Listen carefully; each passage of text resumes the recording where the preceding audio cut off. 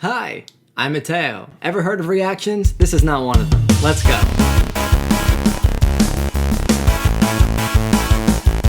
So yesterday we critically analyzed Harry Houdini versus David Copperfield. Okay, so we can't let this wave go away without getting Lewis and Clark versus Bill and Ted analyzed, so let's go. Let's jump into our aesthetic analysis first this time. You can click anywhere over here to select a section of the video that you would like to skip to.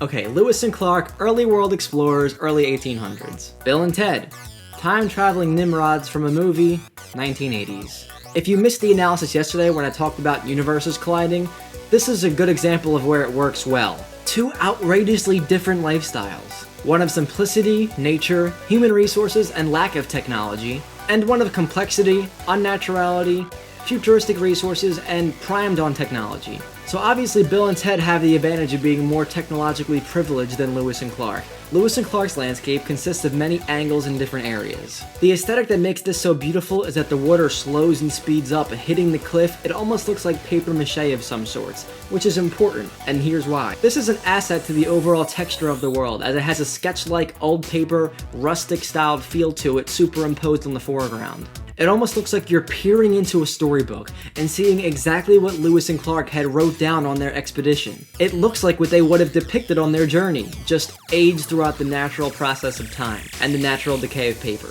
That's deep, and that's what makes epic rap battles of history so incredible. Sacagawea's inclusion was just as perfect as it needed to be. It mocked Lewis and Clark indirectly, over-exaggeratingly showing how little work they did or how unqualified they were for this expedition. Sacagawea is shown catching much larger fish, paddling the boat with much more effort than Lewis and Clark, and then saving the latter group from a bear attack. I just love the idea of portraying Lewis and Clark as being naive and unattentive to their natural surroundings, and then having Sacagawea do all the work to the point where Lewis and Clark don't even realize that there's work to be done. The only thing that I didn't like about Lewis and Clark's portrayal is the voices. Rhett and Link have been in 3 rap battles so far, and their voice in all of them is more or less the same. For us, people only used to fly a balloon. You think we're scared of 2 idiots addicted to shrooms? I like to keep it mellow, so let me pass the mic to my man Donatello. Hard shell, but you're gross in the middle. Wouldn't wanna touch you with a 6-foot chisel. You can't be starting with Lewis and Clark, cause we cut a path through MCs like a walk in the park. While it's always fun to admire the chemistry between the two, I think the simple choice could have been made to have them sound old-timely or before Bill and Ted's time. They sound like 2 modern men exploring a pre-modern world, and a change in voice could have set this role apart from Rhett and Link's other roles. Aside from this, the costumes were extremely fitting with the times and the scenery. Sacagawea's portrayal was right where it needed to be, and they even had a bear. A bear! They had a bear. The bear is a good example of why ERB can do so many more things than the average video maker. If I was making a rap battle in my living room, I wouldn't even be able to think of purchasing a $900 or so bear costume to put in my video, just for a 12-second part in the battle. But you know, they have the resources, they can just do it without hesitation. They just do it. Hey, let's get that bear costume that's on the shelf over there at Maker Studios. And it just works so well for them that they have that. I especially love the instances where they manipulate time and space so well, and it's storyboarded so well. Primarily when Lewis and Clark are on the boat and the boat sails past the frame boundary, and then Clark tries to lean back and try to stay in the frame. Obviously that's planned. Since they really have an idea of what they're doing here, they can plan that, okay, we know that we're gonna have the boat on water, we're gonna make it look like it's rocking, let's have it just sail past, and then he just, kind of sticks his head out. And that provides for a transition, because you have to think, with all these different angles, you don't want to keep it stale. You want to have either a Lewis and Clark coming in here and then coming in here, or popping up from the bottom, or wiping away and covering each other, or coming out from the back. Getting creative with those transitions to where this Lewis and Clark is rapping and then this group is rapping, just make them stand out unnaturally. Superb planning and storyboarding like that, no pun intended, blows me out of the water. Another great thing in this battle is the inclusion of characteristic behavior. Lewis and Clark discover 2 unnatural beings that they call dickweeds, and they draw Bill and Ted in their book. That is totally something that Lewis and Clark would do if they met Bill and Ted in real life. They would have no idea who these foreign entities are, and they would draw them in their book. Obviously it's exaggerated, they're not plants, they don't have a stem underneath them, but that's the joke. That's something that Lewis and Clark would do based on the knowledge we have about them. And that is such a strong factor to put into a choreographed rap battle. And if you are wondering, the book says something like this: 2 radical and most excellent dudes, the complete something time travel, What is this, Doctor Who of the 80s? By the way, remember the show, I think it says Romo? I'm kind of burnt that it ended so abruptly. Apparently HBO pulled the budget for Game of Thrones, so whatever. I have spent too much time trying to figure out how to get HBO now they have made it insanely difficult to give them my money. Why Lewis and Clark watching HBO? Beats me. They catalog them as Weedus Dickus, translating into dickweed in the old-timey language. This is a perfect way to add more disses than the musical aspect allows into the battle. Now to Bill and Ted. Bill and Ted stand in what appears to be the exact replica of the Circle K parking lot. Granted, the K has been turned into an E for epic. There's crumpled paper on the ground, there's posters in the window. It's remarkable how accurate this background was created to be. Now, Bill and Ted were the perfect excuse to use old ERB contestants with their clips in the battle. Because it's ironic how many old ERB contestants have appeared in the movie Bill and Ted's Excellent Adventure. The phone booth was perfect, Sam Macaroni looked just like Rufus, but Peter, I must commend you for this. You performed Ted like no other besides Keanu Reeves himself. And I know that it once was considered to have Smosh play Bill and Ted, but now that I've seen you guys play Bill and Ted, after having my doubts, mind you, this battle would have just been Smosh versus Lewis and Clark if Smosh had played Bill and Ted. I mean, you got his facial expressions, vocal inflections, bodily movements, and aloof persona all down pat, absolutely perfect. The shirt, the watch, the costumes, all identical. And even Lloyd did spectacular too, looking very fidgety and locked in with his movements, being very awkward, like, yeah! And like jumping up like that. The only thing that I think Lloyd could have done a little bit extra would have been to add that scrunched up lip expression that Bill does throughout the movie. Awesome! I don't know why I can do this. I think it has something to do with the dimples. Other than that, Bill and Ted won this battle solely on their portrayal. But now to the lyrics. You can't be starting with Lewis and Clark. I don't really like the introductory line. It just serves the same purpose that the title cards do, and just a simple rhyme scheme. I can only see this happening if there were a third-party rapper who people may not recognize at first and they want to introduce themselves. Like, if you have a third-party rapper who's not in the title, you may want to explain who he is in the battle if it's not completely obvious. But that's not what happened here, and in fact, the title cards came up about 4 seconds before this line happens. The announcer makes it clear that these people are Lewis and Clark, so I don't agree with the first line. And at the end of this battle, I'll show you what I would have replaced the lines that I didn't like with, so just stay tuned for that, or you can go to the scene selection and click that. The second line is a pretty neat play on words. We cut a path through MCs like a walk in the park. As Lewis and Clark were adventurers, they would cut through paths to get to other areas and mark them down so that they knew how to get to them later, similar to what pathways in parks are used for.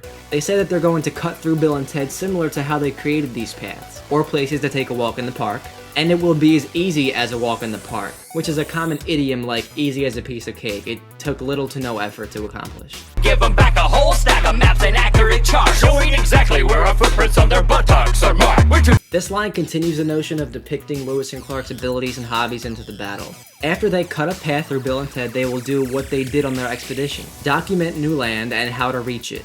They will document this new path that they cut through Bill and Ted and carefully outline where their footprints are or how to get there next time. The joke here is that if the footprints were to be on Bill and Ted's buttocks, it would mean that Lewis and Clark kicked their butts. This is a perfect way to indirectly make new references, and I love when lyrics take this approach. We're two traveling words, we're spitting hotter than a furnace, and we'll own you on the mic like the Louisiana Purchase. You're worthless. This is a good segue line. It just really explains what the purpose of their journey was, and the Louisiana Purchase part of it just wrote itself. You're worthless. Your future self should have told you that. Now go back in time and give Doctor Who his phone booth back. This line is reminiscent of how, in the beginning of Bill and Ted's Excellent Adventure, their future selves meet them in the parking lot of the Circle K and tell them how much of an excellent adventure they're going to have. 69, dudes! It's a weird paradox because Bill and Ted only come back from the past because they went there, and the present day Bill and Ted only went to the past because the future Bill and Ted told them how awesome it was. So which happened first?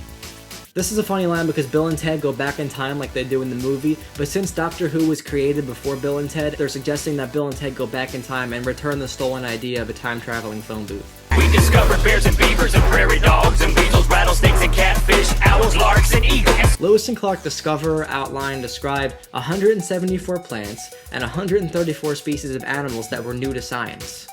And while these two lines just list a few of these animals, that's all they do.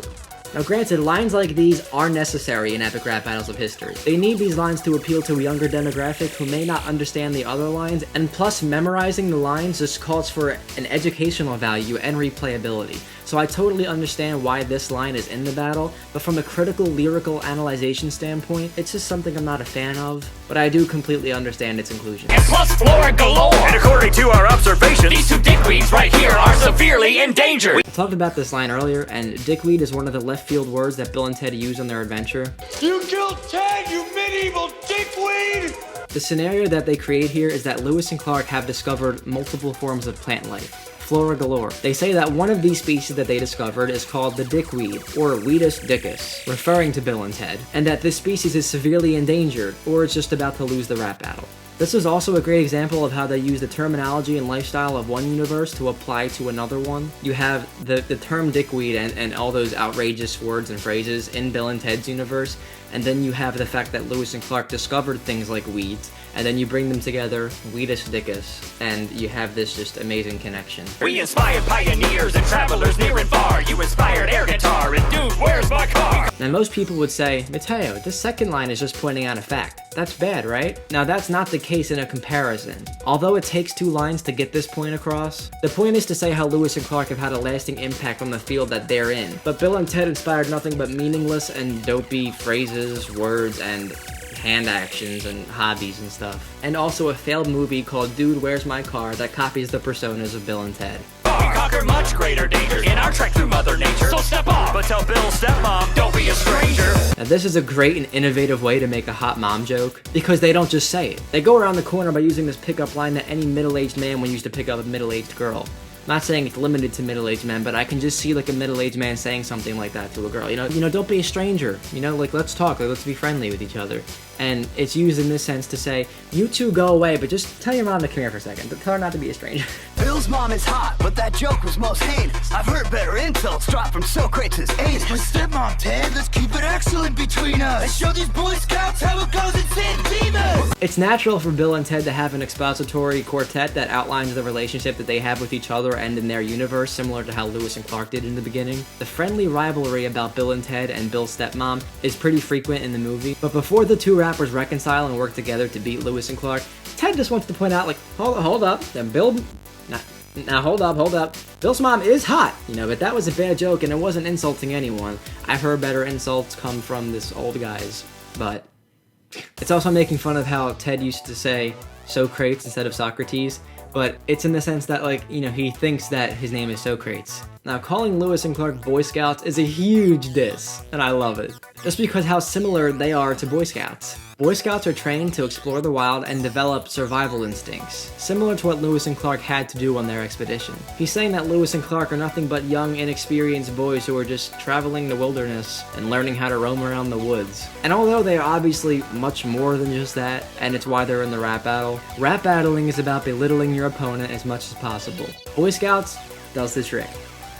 Quickly we spit it like Billy the Kid with his guns, and you'll be verbally kicked in the nutsack of Jawea puns. I find it natural for Bill and Ted to point out the fact that nutsack of Jawea could be used as a pun, but they don't use it as a pun, they just point out that it could be used as a pun. They'd be like, dude, that's totally a pun!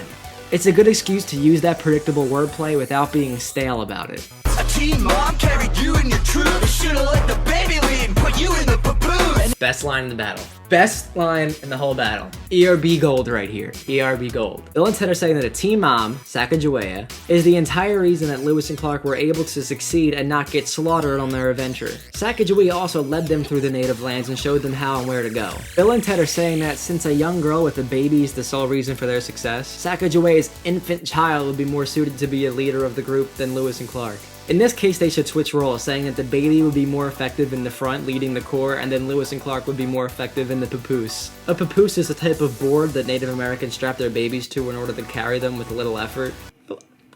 I lost the semifinal spelling bee in 8th grade to that word. And if those native dudes knew what white dudes were gonna do, they would've stopped you in Dakota. They should totally sue. This isn't much of a straightforward diss, it's more like saying Lewis and Clark shouldn't have been able to succeed, but they did kind of by accident. If Native Americans were aware of what white settlers would do to their land, they would have killed Lewis and Clark on the spot and they would have never been able to proceed with their expedition. However, since the Native Americans did make good with Lewis and Clark, the white settlers ran them down into a minority in the country.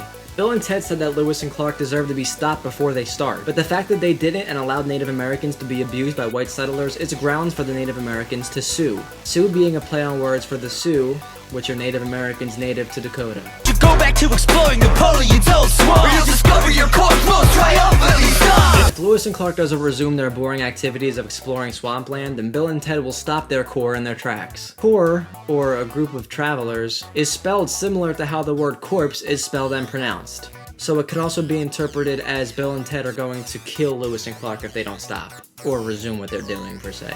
Bill and Ted also met Napoleon on their journey. You hear that, Merryweather? I think they mean no brawl! Wow, 2 starting lines in a row that aren't needed for Lewis and Clark? The only reason I see for this line existing is to distinguish which one is Lewis and which one is Clark. I see no other reason for the brawl part of the line to be there, other than to fill the void that is left by the Merryweather part.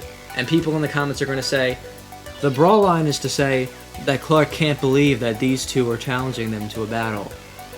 I understand that. I know that's what the line means. That's exactly what he says. Did you hear that? I think they want to brawl. What I'm saying is that the creativity that isn't there is why I'm questioning its existence. I know that's what the line means. It's not like they're just words that don't mean anything. They are words that mean the thing that should be creatively enforced. Like I said in the video yesterday, this is what I want to tell you in the video. I want to tell you that Lewis and Clark say this because they can't believe that Bill and Ted want to brawl with them. Which is exactly what this is, but that's exactly what it says too. So here's the layer of truth, and here's the layer of creativity, and then it's like all up here, and then it goes down here for this line, and then it just goes back up. It's just at certain parts, I don't know why they didn't choose something different to say, that's all. The second part of this line is a good line. I'll take Neo. I'll take the one that no one knows at all! It goes beyond the limits of Bill and Ted and makes fun of their actors, Alex Winter and Keanu Reeves respectively. Keanu went on to be widely popular for being Neo in The Matrix, but Alex Winter never saw popularity beyond his role as Bill. Normally, it's taboo to diss 2 movie characters based on what their actors did in real life, but in certain situations, like mentioning their future fame or mentioning a scandal that they were involved with, it's potential that needs to be filled. From the falls of Black Eagle to the Pacific, but the dysentery cause it's basic! Dysentery is one of the most widely known factors and happenings of the early 1800s. Lewis and Clark say that from all angles of their journey, from the Falls of Black Eagle to the Pacific Ocean, they have remained the sickest at rap. Spitting sick relates to dysentery because it is a disease that wreaked havoc over the area that the white settlers settled in after Lewis and Clark explored it and deemed it worthy of being settled in. That was a mouthful. Without Rufus, you'd be useless on the trails we blaze. You couldn't navigate your way out of a Circle K! Just another good line that wrote itself. It's one of those things where these lines are the first that you think of. You think of someone's name and you think of a rhyme scheme that goes with it, and then you draw simple comparisons between the 2 parties. Because Lewis and Clark are saying that they did their thing on their own, while Bill and Ted needed Rufus. But the joke here is that indirectly we see Sacagawea in the background, proving that Lewis and Clark needed Sacagawea on their journey. So here we have a fair trade. We see the 2 adventurers with the person who helped them, and then the other 2 adventurers with the person who helped them. Good job! This line compares Bill and Ted to Garth and Wayne, which are 2 similar characters who have famously used the term "we're not worthy." We're not worthy! Turkeys could have been discovered by Lewis and Clark. Suffering your raps is a most bogus journey. Saying that listening to Bill and Ted rap the first time is equally as bad as the first movie, and especially the sequel, Bogus Journey. Man, they totally burned us. I feel like such a doofus. What do we do? I don't know. Be excellent. Rufus! While it's not good for a rapper to concede to the opponent, acknowledging a fault that they have, this just displays the lost and dumbfounded nature that Bill and Ted have, and that this nature is cured by Rufus's wisdom throughout the film. He's right, too. We don't have to take this kind of abuse. From some Bob Bunny dudes and potato section. This is the mandatory outfit mocking section of the battle. We rode a river one direction. We traveled 4 dimensions. Rescue bodacious men and get back for detention. This is another really good line that draws comparisons between 2 universes. It's lines that target both sides of the battle that make it such a strong battle overall. And if there aren't lines like this, then what do the 2 parties have in common? Why are they rap battling each other if lines like this can't be created? Bill and Ted said that Lewis and Clark only traveled one direction throughout a river. Meanwhile, Bill and Ted crossed 4 dimensions of time and space as unified by physics. In your future, Mr. Lewis, and I don't want to be rude, but spoiler alert, you totally kill yourself, dude! I don't like this line too much, but it does display how Ted has a sort of bumbling respect for elders, calling them Mr. This and Mr. That. It also targets how Bill and Ted can see into the future by going to the future. I just don't like how they just say that Lewis kills himself. There are opportunities to say that more cleverly, especially when suicide is just the likely option and murder is also an option. Nobody knows 100% for sure, as it states online, who killed Meriwether Lewis. It's not exactly known for sure how Meriwether Lewis died. He just has gunshot wounds that are assumed to be from himself, but who knows, he could have been assassinated. That leaves the opportunity for Bill and Ted to go into the future and do one of 2 things. 1, find out if it was suicide or murder, which is what they're saying in here, that he did kill himself, but that's just a fact statement. 2, if it was murder, then Bill and Ted can say, even if it wasn't true, that they were his murderers. Something about murdering him with rhyme or something in the future. You'll see what I think about what this line could have been changed into after I'm finished with this. There's a few creative ways to pull this off, and I feel like this line is strictly only something that Bill and Ted would say. But the controversy here is this. If this entire battle consisted of only things that Bill and Ted would say, then it would just be stupidity and dude and a bunch of slang throughout the entire thing. It would be pointless and idiotic. And there would be no crazy connections or next level thinking like there actually is in this battle. Just a lot of dudes, excellent, and whoa. So what's the threshold of saying things that they would say and saying things that they should say? You decide. Offer you peace with these resplendent medallions, and we claim this battle for the wild stallions! I'm not going to explain the medallions lines, I'll let someone else do it. These are peace medals. Thomas Jefferson head would have been here, and they gave these to powerful dudes of the Native American people, pretty much to show them how powerful they were. The mandatory Wild Stallions reference is a good way to end the battle. It's like, alright, we already said everything that we need to say, so let's just end it the way Bill and Ted would have wanted to end it, with a Wild Stallions reference, and it's also the way that they ended the first movie, doing what they always wanted to do, play music. I just can't imagine them doing anything different for the closing line of this battle. So who won? I think that Bill and Ted won. So the lines that I would change are these. No book report can teach you how we're about to embark. We cut a path through class clowns like a walk in the park. The point is this. If you want to say that you can't start with Lewis and Clark, you can't even compare to us, you can say, no book report can teach you what we are about to do to you. You can't start with us. This is what Lewis and Clark say, meaning that they can't start a battle with them. But I don't want you to say in the battle that you can't be starting a battle with us. I want you to have that underlying meaning there. But then again, what's the threshold? When do you have to say we have to appeal to a less intelligent demographic? People who are just going to watch this once and just get it for what it is. And then there's people who are going to watch this a million times and try to dig everything out of it like me. Who do you want to appeal to? And that's the problem. I don't know who they want to appeal to. I guess they have to appeal to both, and that's why there's both types of things in here. But still, from this critical analysis standpoint, I think that something like this is worthy of being lyrically admired. The next part that I would change is this. I've seen your future, Mr. Lewis, through those gunshot wounds. I can tell our raps have had a lasting impact on you. So what I'm saying is this. I'm accusing him of suicide, but suicide because of something that Bill and Ted did. So here we have in the original where he just says that he killed himself. Here we have in this version where we're saying that he killed himself indirectly because of Bill and Ted. It also makes the joke of gunshot and impact. Impact being the actual impact of the gunshot wound on his body, but impact also means what Bill and Ted have said to him has stuck with him throughout all that time and then has led him to kill himself. So that's just what I would change. What would you change? What do you think could have been done better about this battle? What did you love about this battle? My job isn't to read minds and tell you exactly what they meant. My job is to find out what I think that they meant and deliver it to you through this series called Chisel This, where we talk about lyricism and criticism. I loved this battle. I didn't like it as much until I did all this analysis on it, and I just realized, like, all of this interwoven story material is in this battle. And it's crazy how it's like Lewis and Clark just bring their lifestyle into this battle through saying things that are relevant to the other lifestyle that Bill and Ted bring into the battle. And that's what choreographed rap battling is about. Obviously, two different people can meet up on the street and rap battle each other. Nothing has to be in common there. But for something like this, where it's so choreographed, and the connections can't just be understood or assumed, It can't just be these people are travelers and that's why they're rap battling each other and nothing in the body of text supports that they're both rap battling each other. That can't be the thing. There has to be that evidence within the battle that supports the connections that these two people have. And this battle just did it great.